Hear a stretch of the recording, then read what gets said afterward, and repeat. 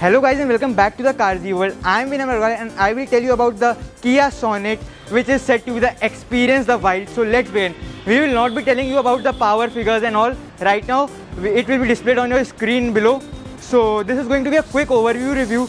So let's begin. Talking about the front profile, you will notice the first thing is that striking signature Kia Tiger Nose Grille, which looks appealing, and it has a sort of gloss black finish also with the red inserts, because this is a GT line, so you will see the red inserts quite a lot, like on the bumper itself and the grille. So that is a quite appealing thing. And this is a GT line is considered as a sporty variant of the Kia lineup. So talking about this, you get LED headlamps along with the DRLs, looking very nice, and somehow this Porsche, the LED DRL shape will remind you of Kia Seltos, which is its bigger brother. So if you talk about the fog lamps are projectors, which also looks very nice. And I would say the first in segment feature in this car, and according to the price also, is the front parking sensors, which you don't get even in the Hyundai Creta also. So that is a nice thing. But one thing is you will think that it is, you might or you might not like, is this fake exhaust system on the front, because people usually give it on the rear, but this car is given on the front also. People usually give it at the rear. That is something feels unusual, but it's quite okay with this if you are okay with the Kia lineup design, and Kia is known for its design. So let's check out the side. Talk about the side profile, you will notice that side profile looks very well proportioned and striking, I would say, because you get the chrome strip all around here, blackened B pillars and sort of blackened C pillars also, and you get dual tone finish in this car, as you can see, and you get the cladding all around just to make it look like more of an compact SUV. And you get, as I said, GT line, so you can find some of the red inserts also. Talking about the wheels, so in wheels you get front disc brakes and rear drum brakes with a tire profile of 215/60 R16, and in the spare wheel you will see 195/65 R15. So those are the space savers you can see. And talking about the request sensor, you will see that the request sensor is here only, and you get chrome door handles as well, looking really sharp and nice. And talking about the ORVMs, I find that the ORVMs are very similar to its elder brother Kia Seltos. Now let's see on the rear profile as well. And one thing more I would like to point it out on the side profile is that you will find upwards the shark fin antenna sitting right here. So that is again a very nice touch. Talking about the rear profile, you will firstly you will find it very similar to the much more expensive and luxury branded cars like Porsche and these joined setup you see.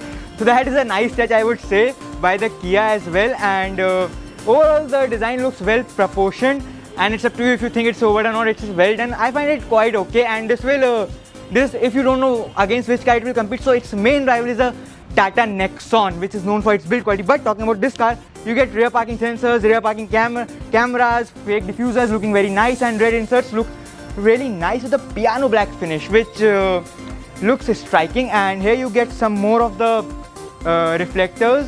So yeah, it is okay, a well proportioned car, and you get that GT badging out there with the Sonet badging here, Kia logo.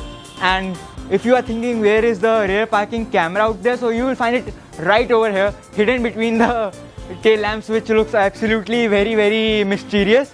So let's check out the boot. It is okay, and it is quite okay for the weekend trips, for your short journeys as well.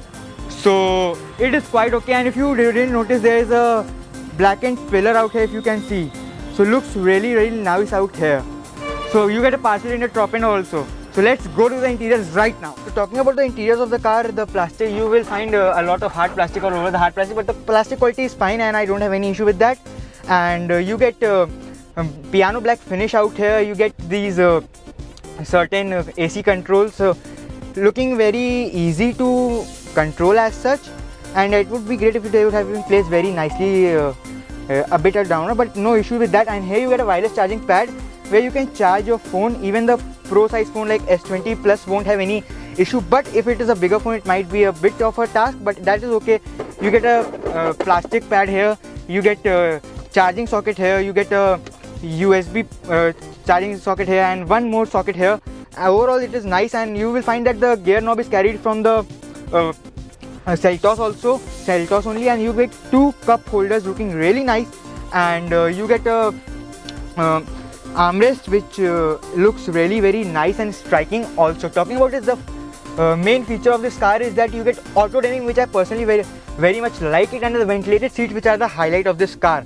So look here, you can turn on the ventilated seats from right here. And one more thing I would like to point it out is that this is a diesel motor, and this revs till almost 6000 rpm, so it is a very nice feature. And this you get I would say you get a digital instrument cluster looking very nice, and that is also quite okay. You get automatic headlamps as well. And the steering wheel is very much carried from the Kia Seltos only, with the GT badging out if you buy the GT line. The steering is adjustable for only rake and not reach, but it is okay in this segment. And overall the car looks very premium, and if you see that on the door pads, you will find that here is the leather finish looking really nice. The glove box is not cool, but that is quite okay with me, and ventilated seats work perfectly fine in this car. And overall it is a nice car, and visibility is not an issue. If you will sit, you will find you are covered and very much wrapped in this, which looks very nice and appealing as well. You get Bose speakers, which are 4 speakers, 2 tweeters and 1 subwoofer, which sound nice. And checking it, so Bose speakers are also very nice in this car. So you get here ticket holders, which are not needed in this time of FASTag.